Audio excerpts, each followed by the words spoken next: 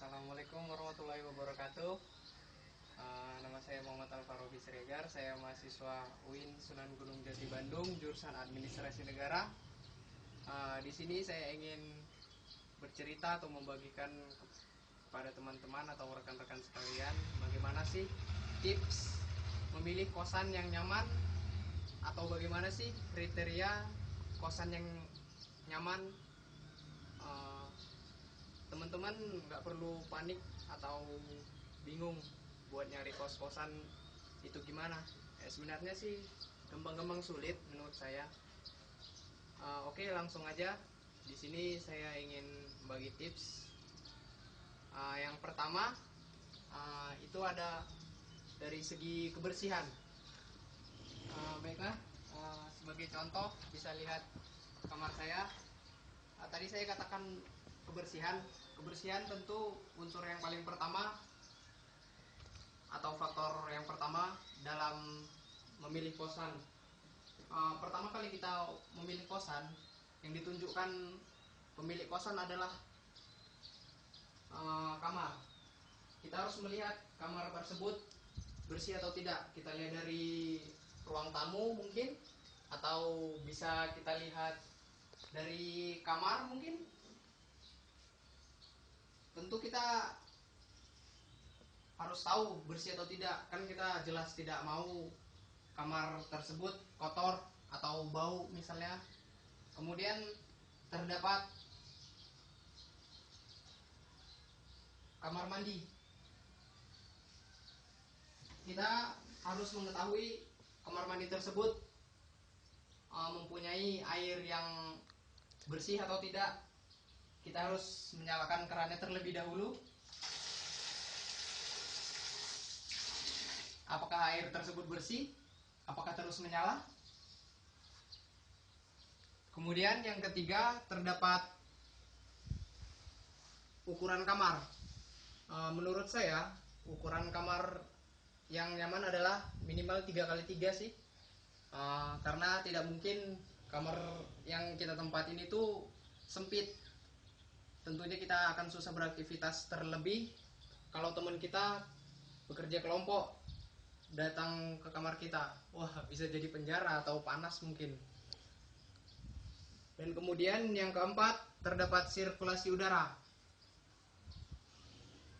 Kita harus mengetahui kosan tersebut mempunyai sirkulasi udara yang baik atau tidak. Seperti yang saya miliki, kosan saya memiliki jendela yang menghadap langsung keluar.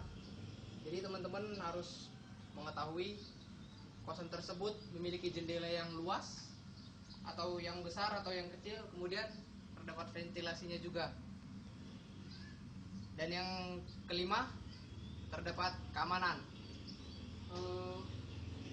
Berbicara masalah keamanan, tentu kosan harus memiliki sebuah gerbang.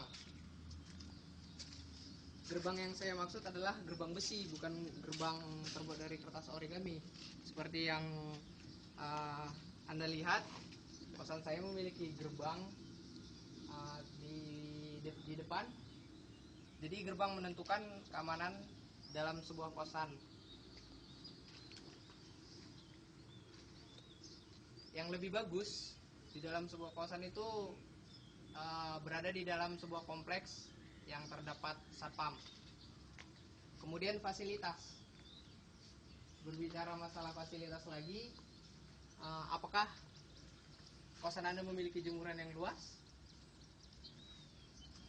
Ataukah parkiran Anda atau parkiran kosan Anda memiliki parkiran yang luas? Seperti yang saya contohkan, parkiran ruang kosan saya bisa kita lihat cukup luas mungkin.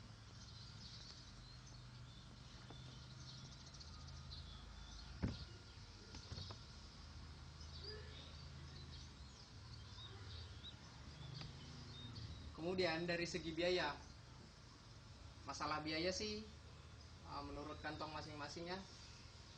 Ada kosan yang mahal, ada kosan yang murah. Tetapi kosan yang mahal itu belum tentu menjamin keamanan dari atau kenyamanan dari kita sendiri ya.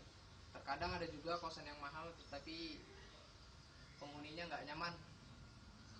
Ada juga kosan itu yang per bulan atau per tahun, jadi kita harus memperhatikan hal itu. Kemudian terdapat jarak. Tentu jarak sangat berpengaruh terhadap anggaran. Kalau jaraknya jauh atau kita harus naik angkot atau jalan terlalu jauh, tentu akan memiliki biaya atau bensin, minimal bensin pribadi lah. Jadi seperti yang Anda lihat, saya berada di sini dan kampus saya berada di situ. Tentu jaraknya sangat dekat, sekitar 200 meter lah. Jadi saya hanya berjalan kaki setiap harinya. Kemudian tempat yang strategis. Tempat kosan kita yang Anda inginkan haruslah strategis. Strategis yang saya maksud adalah itu dekat dengan tempat makanan, laundry atau warnet atau sarana yang lainnya untuk menunjang kegiatan-kegiatan kita, dan juga faktor ekonomis juga berpengaruh di situ. Dan kemudian terdapat lingkungan di dalam kosan kita. Jujur saya pribadi nyari teman kosan itu yang ramah, tidak egois, tidak individualis.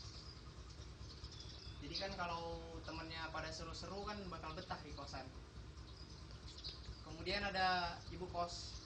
Kita harus memperhatikan ibu kos kita cerewet atau enggak. Terkadang ada ibu kos yang banyak komen lah, yang pelit, yang tipu lah. Jadi harus pilih-pilih begitu. Dan yang terakhir adalah biaya. Oh maaf, saya ulangin. Yang terakhir adalah sinyal.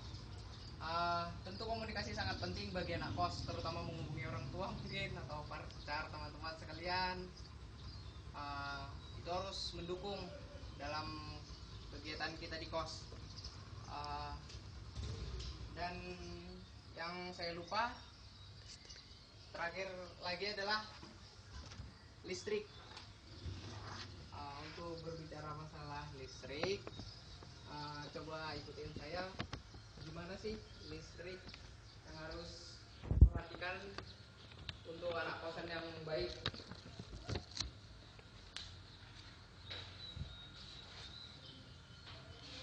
Seperti yang teman-teman lihat, listrik yang saya gunakan di kosan saya cukup besar.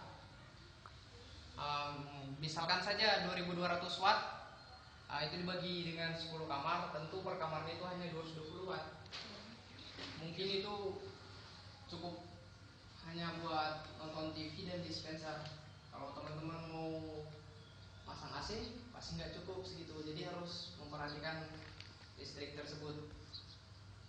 Oke, baiklah, sekian dari tips saya, semoga bermanfaat bagi teman-teman atau rekan-rekan sekalian untuk memilih kosan yang nyaman. Terima kasih.